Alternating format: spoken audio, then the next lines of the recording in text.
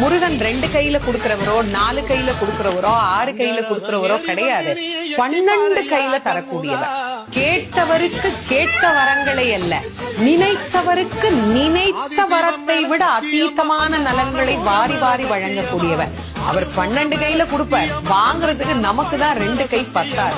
அப்பேற்பட்ட வள்ளலாக விளங்கக்கூடியவர் முருகப்பெருமான். அவர் வள்ளல்னா பக்கத்துல இருக்கிற அம்மா சும்மா கிடையாது, அவள் வள்ளி. இவர் 1 கொடுத்தா அந்த அம்மா 2 கொடுங்கன்னு வாழாம். அப்படி கணவனும் மனைவியும் போட்டி போட்டுக்கிட்டு நமக்கு கொடுக்க தயாரா இருக்கிறாங்க. வாங்குவதற்கு நாம் என்ன செய்ய வேண்டும்? அவரை நினைக்கணும். எப்படி நினைக்கணும்? அரை நிமிஷமாவது நினைக்கணும். அரை நிமிஷம் எப்படி நினைக்கணும்? எனக்கு கொடுப்பாரு, எனக்கு கொடுப்பாரு, எனக்கு கொடுப்பாருன்னு நினைக்க கூடாது.